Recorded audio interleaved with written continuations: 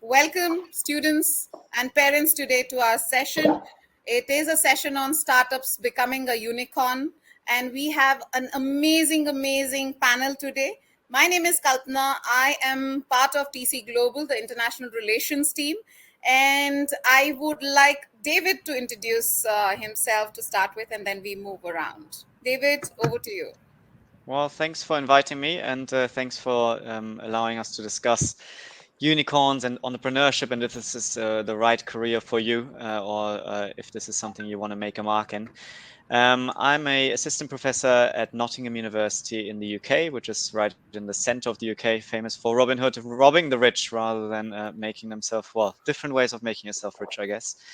I've been working as a professor for 9 years now, in the UK for 4 years, and before that in Bangkok for 5 years. So not quite where you are, but also I've got a good idea of the Asian perspective, I think, from that. Before that, I worked in banking in Goldman Sachs, something completely different, and I was trying to get away from that, actually working in the startup culture and learning and teaching and researching in this field. And before that, was doing a PhD on entrepreneurship, and before that, studying just sort of picking universities and studying just like a lot of our callers are probably doing. So that's in a nutshell. I'm from Berlin originally, startup city, but Wow. I've been living in the UK, in Switzerland, in quite a few countries, in Thailand, of course, and so on. Thank you. Thank you for that, and welcome on our session. Saimesh, would you like to go? Is your internet working now? Yeah, my internet seems a lot more stable right now, so I think I'm going to go for it before Yeah, so we can go with Rishi. you and then we'll go to Kshitij. Guys, I have been Rishi, sorry. I've been running a coffee company and a coffee startup for the last 3 years. I've studied engineering before this, so Wow. it's been quite the journey, traditional Indian journey where we do our engineering and then figure out what we want to do after that. But it was purely for the love of coffee that me and my co-founder started Beanly. We've set up India's first hermetic sealing drip coffee bag setup. We've done the world's first nitro flushed overnight cold brew bags, introduced India's first nitro coffee cans. Other than being a traditional direct to consumer brand, we're also a big B2B manufacturer for most of India's other coffee companies, for example, Blue Tokai, Third Wave, Slay, Coffee Jar. So that's a little bit of about what I do back here. Fantastic. Thank you for being here today. Kshi, about you? Hi guys, pleasure to be here. Thanks for the invite and I'm really looking forward to the panel. Just a quick background, I am the co-founder and CEO at Thrive. Thrive, for a lot of you that don't know, is an online ordering platform for restaurants. Essentially, we are helping them take control of their kind of online ordering and their direct to customer business per se, away from the aggregators like Zomato and Swiggy and so on. A quick background, prior to Thrive, we were actually running a company called Hashtag Loyalty, which was a marketing CRM for the restaurant industry. A little bit about myself. Prior to jumping into entrepreneurship in 2016, I spent a few years at Ernst& Young in Mumbai. Was working at Cisco Systems in the US for a few years as well. And like every other Indian year, I studied engineering. I studied engineering at the University of Illinois Urbana-Champaign, Oh, and wow. I've been back here since. Fantastic. So, what is this all about? The startups, being an engineer and then moving into an entrepreneurial venture. Saimesh, would you like to start? I think for us, at least back at our college, engineering, more than just training us to be good engineers, was just a way to learn how to persevere. So it was just this big course in perseverance. And I mean, just like how we operate most startups here, we would also land up doing everything last minute. So our exams would be the next day, and we would be surfing through our books and trying to finish our assignments right before uh, our exams. So I think that's what engineering taught us, and it's that's that's a little bit of why we've seen some great engineers make good entrepreneurs. It's just sheer perseverance. Fantastic.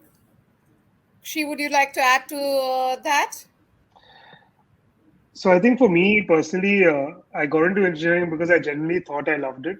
I thought I would love it, and I would kind of look for a career in that domain. But the reason I stuck with it is because I think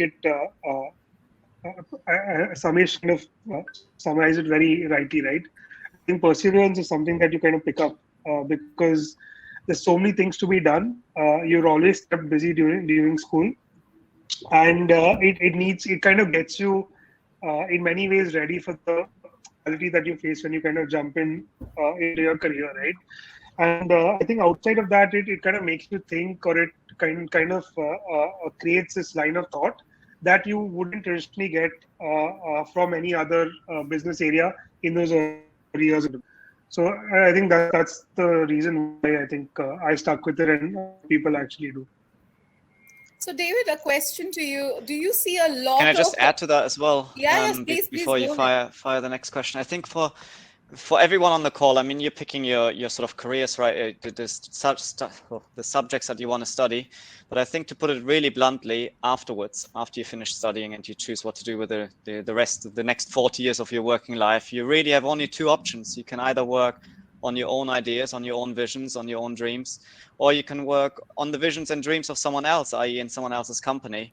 And I'm not trying to say that one is better than the other, but that's sort of the two only choices that you have. And no matter what you picked as a degree before, and if you picked accounting or became a lawyer or became a doctor or became an engineer, whatever it is, after your studies, you have to make that sort of crossroad junction, and that you will be faced with over and over again in your life, even if it's not straight after graduation. I mean, we heard from our panelists that they've done jobs beforehand. That's not uncommon. Before you become an entrepreneur, you don't just become an entrepreneur off the cuffs. But you're going to be faced with that life decision over and over again. And from data, we know that about 40% of adults working, this is, sorry, data from the US right now, it might be even higher in India, 40% of adults at some point in their life will be self-employed or start their own company. So nearly 50-50 chance between the two is surprisingly high. Right now, we've got more companies getting started than people getting married. I mean, that's sort of just to put that in perspective. So I think no matter what you pick as a degree, you're going to be faced with this life choice over and over again. Work on your own visions, on your own dreams, or work on the dreams of someone else for someone else. So, do you think COVID had a lot to do with everybody coming up with these great ideas and starting new ventures and being more entrepreneurial? David, we can start with you. I mean, COVID was quite a disruptive event, and that's always triggers you to sit back and think if you want to do something with that and use that as a spark. So very, very big, important event. I think it pushed online sales. I mean, both of our startups here working very much through online retail, I think. So that's been it's just been exploding around the world, in India more than anywhere. So I think a lot of opportunities out there thanks to COVID. A lot of opportunities. Older companies got hurt in the process, so that leaves room for younger ones as well. Maybe people self-reflecting as well. Maybe someone lost a job and started a company out of necessity. So we refer to that as necessity entrepreneurship. When you sort of have to, that's absolutely fine as well. Great businesses come out of that. So I think it's a big event, but I think entrepreneurship has existed before. Entrepreneurship will continue to exist afterwards, and this crisis will be over at some point as well. We move on to whatever the new normal looks like. Sure.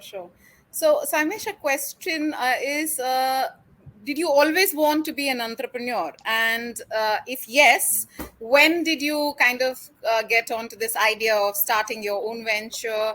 Give us a little more on that. Sure. So I think very intuitively, even when I was really young, it was something that came very naturally to me. I didn't want to land up working for someone else ever in my career. So though very similar to Krishi, I also got into engineering uh, out of choice.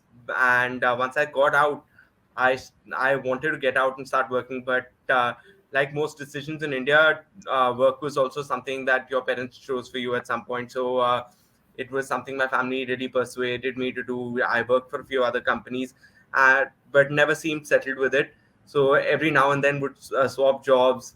I tried setting up this. I was working for an accelerator before this. I don't know if you're aware of this. I was working for BW Accelerate, and right after Accelerate, so it continuously made me uneasy because I was still really junior at work, but I would want to do a lot more and implement a lot more. So I would drop, and so I worked at Accelerate for 2 years, left Accelerate and went and tried to set up my own startup ecosystem where we tried to bring in EIRs and all for the first time in India. And this was 3 years back, and I failed miserably. We guys couldn't put the funds together. We guys couldn't set up the space, and B&D was something that just happened to me by chance. My co-founder and me really loved coffee, and there was nothing beyond Nescafe that we could look at. Cafes weren't always affordable. We wanted to take hot brew coffee in its real freshly brewed format back home to a consumer, and it was purely by luck that at this point Beanly came across, and spent a good 6 months training in coffee at the coffee board, and yeah, and today I'm sitting back here. So, but yeah, when I look back, 100%, when I started out, even as a kid, back at school, not even in college yet, I intuitively did want to be doing something on my own when I uh, got out into the real world. Great. So the question is, do we have people who are born entrepreneurs, or you can become an entrepreneur? So maybe Krishi, you could start, and then David could add to that.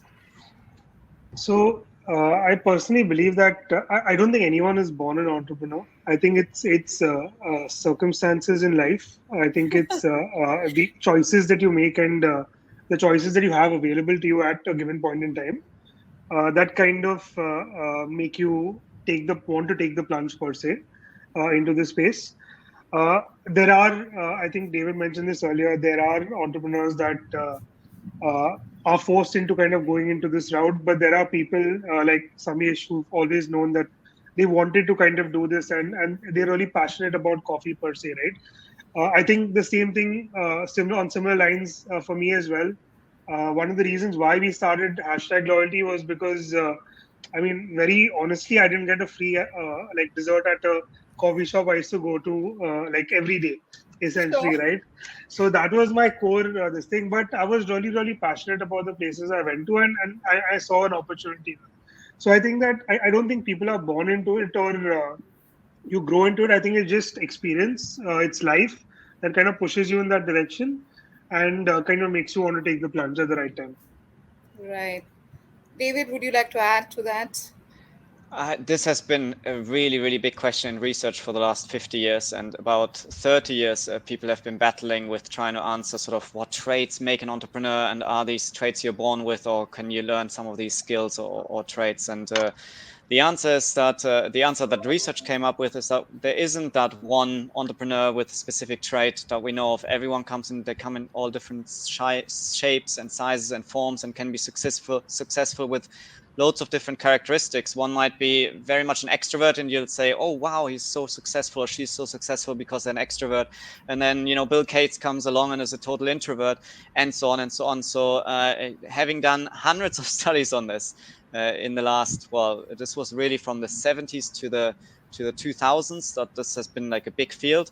And then research decided that the answer to this question is absolutely, you're not necessarily born an entrepreneur, but there are skills that are associated very strongly to entrepreneurship. Some of them a lot of them are soft skills, and funny enough, that means they're much harder to learn. So the hard skills, in a way, are easier to learn than the soft skills. So something like negotiation or sales skills, or presenting yourself, and so on, and growing that confidence, and being okay with uncertainty, and all of these skills that come with it. Some of them are easier to learn, some of them are harder to learn. I think the next question is, how would you go about learning it? And again, there's loads of different ways. Books is definitely not the one answer to it. I think a lot of entrepreneurs would say they learn by doing. They learn by listening to our two great guest speakers who have done it before them. So they learn from other people's experiences. They learn maybe from people like me who have looked at lots of processes and lots of entrepreneurs and try to find patterns there of companies being successful, or what sort of issues they're struggling with, or what tools might help them to make better decisions as well. So yeah, in a nutshell, you're not born an entrepreneur. It's something that you can, where you self-direct yourself to, but there are certain skills that you need to pick up and that you need to work on, and that's probably a lifelong journey. There's a very interesting question from Aditya. It says, if I want to start a business, would it be advisable to do an entrepreneurship course and then start, or start and then learn from one's failure? So this is something which I really wanted to discuss. We always talk about the unicorns, the success stories. What about the failures? So we start with you, David. Okay, I'm going to be a little bit biased here because I'm at a university teaching entrepreneurship, of That's course, why and the we running would- entrepreneurship programs, but I think they're not mutually exclusive. I think most of our students that are with us, we've got a cohort of about 100 students, and nearly all of them run their companies while they're studying. I mean, you don't have to do Wow. one or the other. A lot of them are forming teams while at university. They're joining the incubator. They might join the incubator afterwards, after university, and stick around. And so on and so on. So it's a mixture. A lot of it is learning through doing. So for example, we'll run a consultancy project where the students would join a startup and consult them on their issues. So a lot of it is very practice oriented to understand that. But there's also tools and theories that can guide you and help you to not make those early pitfalls. And I know there's this, we don't talk enough about failure, it's true. The American philosophy sort of fail fast, pick yourself up, move on. The German philosophy would be you fail once, the bank doesn't lend you money again ever. So be careful. So So I don't know. There's a bit of cultural differences there. I think we need to talk more about failure for sure. And I'm glad to hear Saumiyesh be quite open about that as well. And sort of the experiences that he took away. So I'll pass the mic to you. So, Saimesh, you did talk about a bit of a failure, something. So, would you Yes. kind of talk and let us know more about it?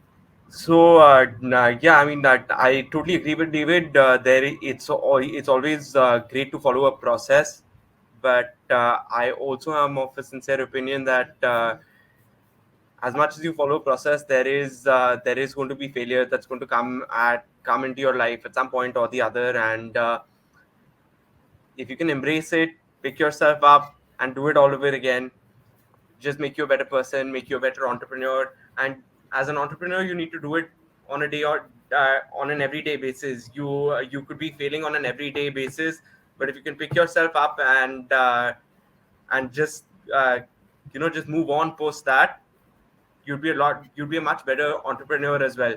So I honestly believe there are very few people who, or if there are any people, I'm not even sure if there are any people who can say they've gone through an entrepreneurial journey and they feel that they've never failed or they haven't had a bad moment. So we all have them. I mean, I have them on an everyday basis, and sometimes they affect me uh, more than they should. And rejections and failures are just a part of what we're doing on a day-to-day basis, and it's what you choose irrespective of what career you get So, into. how do you motivate yourself then? Honestly, I haven't been able to give myself a process. There are some things that could really bother me more than others. I mean, there could be some rejections that bother you more than others. There are some things you want more than anything else, and those things, when you fail at them, they do tend to break you. But once you recover from that, I think you come out a lot stronger. I think the mental barrier around wanting something and then not getting it, failing at it, with those 3 years before Bindi, they weren't really easy. I mean, I can very easily talk about it today, but it wasn't easy for me to go through that failure at that point. Great, thanks. Shishi, would you like to Krishi, can I add just something? jump in 1 second? Yeah, Can I just sure. throw Sure. a theory in there, just if anyone was interested? There's a theory called effectuation, which is talking about failure in startups, basically exclusively, and it talks about the idea of affordable loss. So trying to keep that first trial at a size that if you do fail, you can pick yourself up again from it. You don't go bankrupt for the rest of your life. That's a And very good giving tip. yourself many trials and many options. So rather talking about failure and risk, talking about affordable loss, and then Wow. saying, okay, do I want to invest 3 weeks of my life on this and just give it a go? And if it doesn't work, well, then I lost 3 weeks of my life. I didn't lose the next 10 years of my life. And you're probably going to have to go through quite a few trials before you sort of hit that golden string that you can move along then on.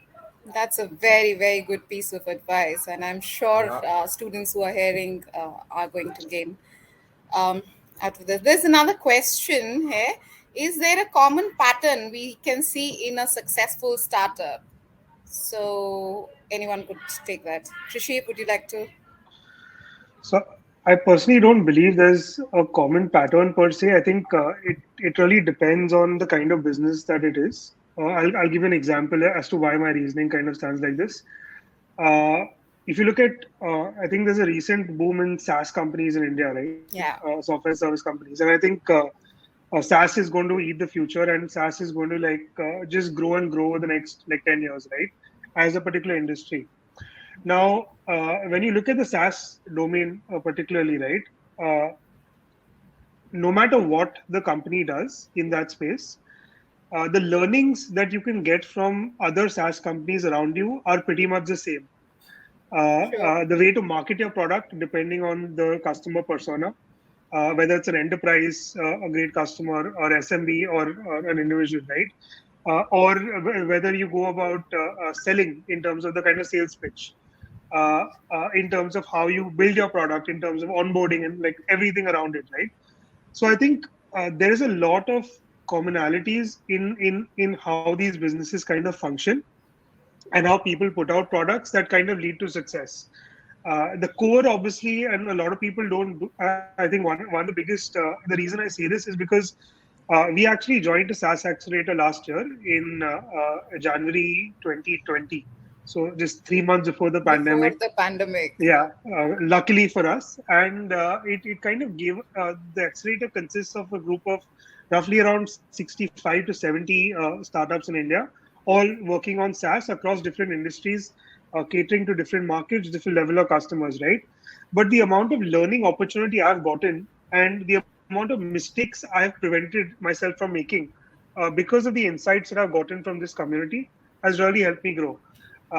So for me, at least with respect to my domain, I think there's a lot of commonality in how startups can be successful in this space, but there's a lot to learn from the peers around you and to kind of take that and leverage that to grow.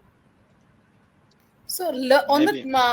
sorry, David, you want to go? Yeah, just to add, I Yeah, mean, sure. maybe one thing to be just keep in your mind of what you mean by success. I think that could mean something very different for different startups. Maybe a social enterprise that wants to create impact, maybe a profit orientated, maybe you want to grow as fast as possible, maybe you're from a family business who looks for longevity. So success means different things, and therefore there's different formulas. From an investor's point of view, I teach venture capital, private equity. I think two that stand out would be you, the team that you build, which includes your mentors as well. It really comes down to who you are, the skills you build, the reputation you build, the social capital you build, and sort of how much effort you want to put into the project. And two is the market. Is the market big enough to grow into? Is it worth going after? Are your customers ready? Do you have to educate them first? Do you have something unique that sort of adds value to that market space? So that's all related to the market, which you don't have that much influence. You can just take advantage of. So there has to be something there. It's very hard to create a market out of nothing. Is possible, but it's extremely hard if you're a startup with limited resources. So I would say the team, which is all down to you, and the market, which is a little bit something to keep an eye on and to spot opportunities and go after. Great. So, do we have organizations or places where a person can go with an idea and kind of validate the kind of idea they have and what kind of funding they can raise?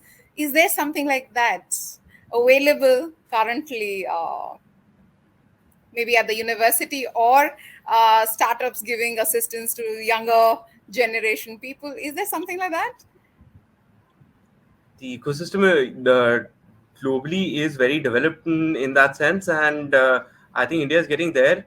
We have so many very early stage uh, funds, VC funds, which are ready to incubate you Invest. just at an ideation stage.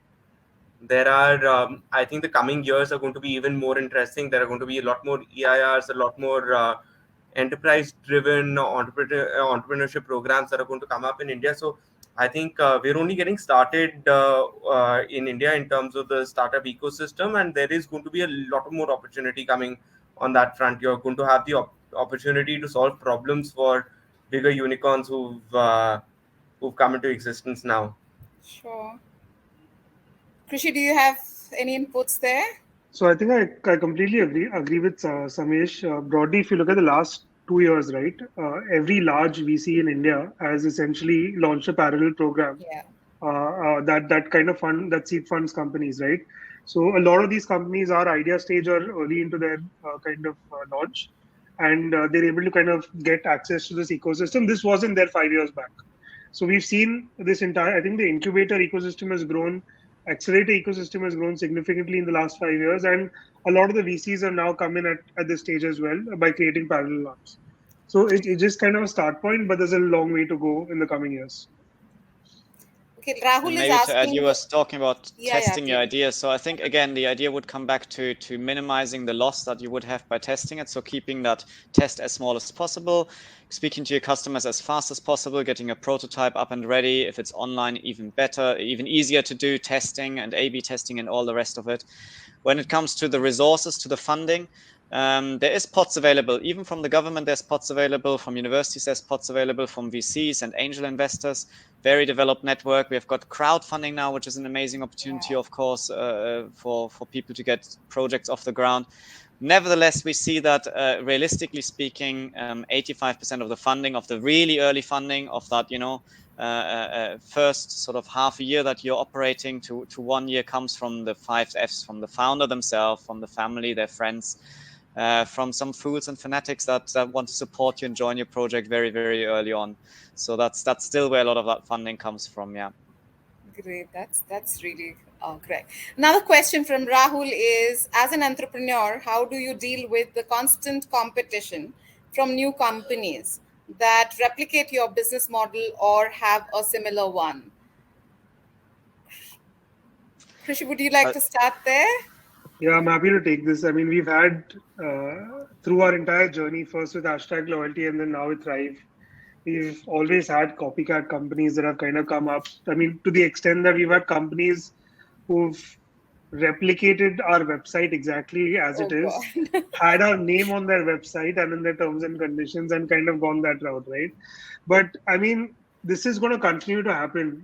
I think David mentioned this. The most important thing in the company is the team, right? It's the quality of the team that you kind of build around you that kind of helps you kind of take that edge over anyone else that's trying to replicate you, right? Once you kind of establish product market fit and once you're growing, a lot of companies will try to kind of there'll be a lot of new companies that get into the space that try to launch and kind of become something, right? But the team is what's going to kind of keep it together and what's going to help it grow, and that's what gives you the kind of edge over anyone else. So it's not a concern. Competition is always welcome because it's a positive rather than a negative. That means that you're doing something right if someone's trying to copy you, and that's the way we take it, and we take it this that. So we should be very happy that somebody is Yeah, copying. Let them copy. No, I think it's also something you must anticipate. I mean, yeah, we started India's first hot brew bags. We got into the space, and I would be lying if I said it didn't bother me when someone else did the same product or when we were making it for someone else.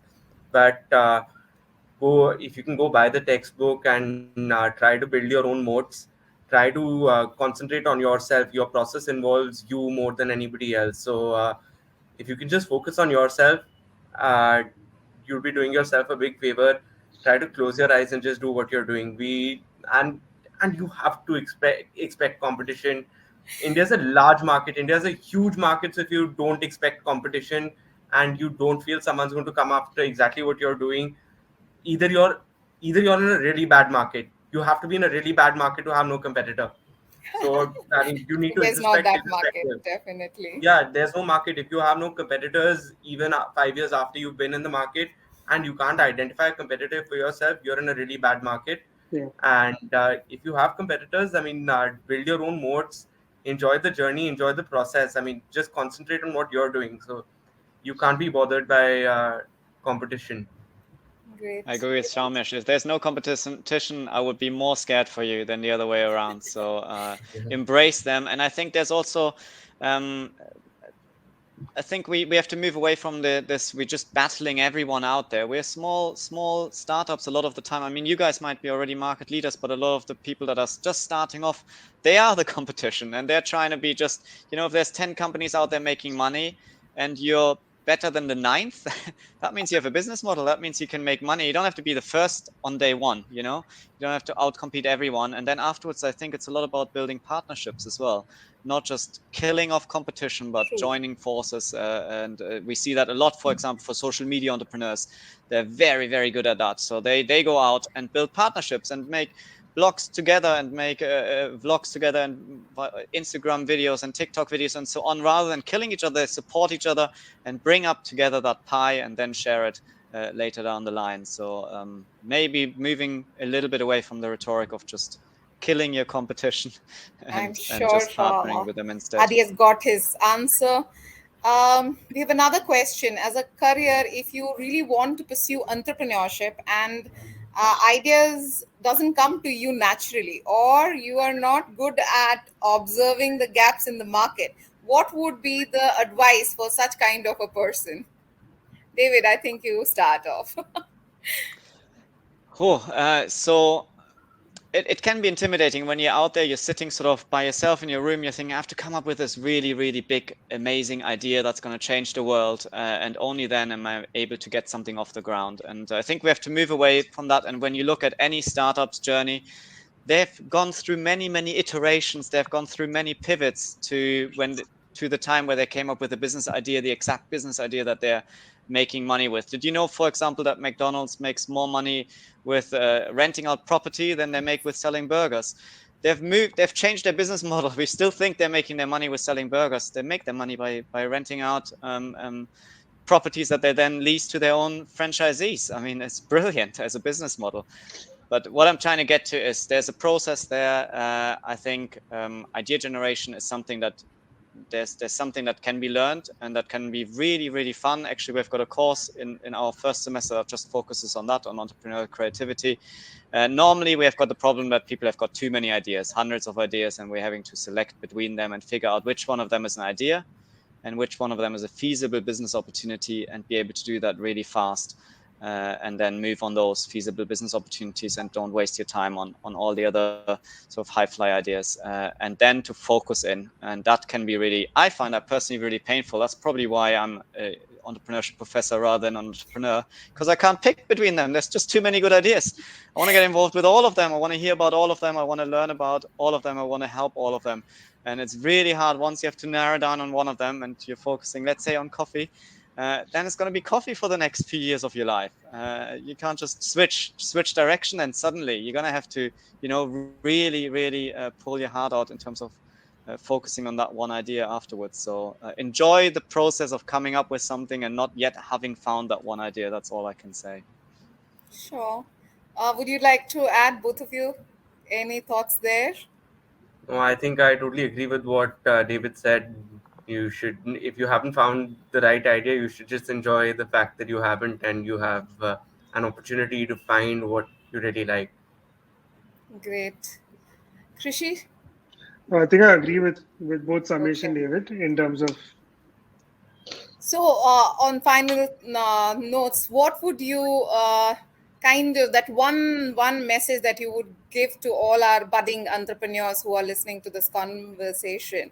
One thought that you would like to share with them. So we start with you, Krishi. So I think I want to touch upon something that Samesh mentioned earlier on the call, right? I mentioned this in another podcast recently as well. Broadly, I think perseverance is probably the most important thing that an entrepreneur needs to kind of have and needs to kind of follow through on. because you will have a lot of ups and downs in your journey. We've had a lot of ups and downs. We've had days where we've not known what to do, and we've had days where the entire team is celebrating, right? So you just need to kind of put your head down, persevere through what you're going through your entire journey, and hopefully success will come. Thank you. Sinesh? I think sums it up perfectly. You need to be stubborn. जैसे हिंदी में कहते हैं ना, ढीठ बनना पड़ता है. ढीठ बन जाओ. You have to be Deet ban really jao. stubborn. Yeah. So you have to be really stubborn. You have to persevere. You have to go keep doing the same thing again and again. And nobody's ever going to be able to promise you that you'll be really successful. You could be doing well. You could be doing poorly, but you just have to trust that. You just have to figure out what you really enjoy doing for the rest of your life. Another question there. Do you really think somebody would enjoy it for the rest of their lives? Or build another project, start another venture? I mean, you could. You're still enjoying yourself for the rest of your life if you wake up every day and you enjoy doing 5 different things, 10 different things, and you're doing that. You trust me, you'll be happy and you'll be able to persevere more than someone who's not really loving it and making a lot of money. You'd be able to persevere a lot more. Thank you. David? I mean, that's a great summary already. I think we live in sort of the zeitgeist of entrepreneurship, i.e. the spirit of entrepreneurship is just, that's the spirit of our time. And I think it's one that you can't get away from. I think it's going to be around for the next few years and only going to get bigger. I think look at it soberly. Don't just get influenced by sort of all the good case stories and sort of all the hype around it. Look at it with a critical eye, with a critical perspective. Do your own reading, do your own research, and then get excited about it, of course. And I'm so honored to be here with two great entrepreneurs already, and well done to both of you for making your own mark in this industry as well. Thank you so much, David. It was really nice talking to you. It was really nice hearing you. So really enjoyed it. Thank you, Krishi. Thanks a Thank lot, you, guys. It was a everybody. pleasure to be here. It's really been a pleasure to listen to all of you. I really do not want to end this session, but unfortunately we have to. There are so many questions that are coming in my mind I wanted to ask, but maybe another time we'll have this opportunity again. Thank you once You've again. got our names. Look us up on Yes. LinkedIn if you wanted to ask something specific. At least Of from my course. side, we are open to that. Definitely, Yes, that I'm will always open happen to right away. any of you reaching out. Thank you, guys. Thank you so much for your Thank you, time. Kalpana. Thank you, David. Thank you, Krishi. Thank you, Bye. guys. Thanks a lot. Thank you, Bye-bye. everyone. Bye-bye. Bye-bye.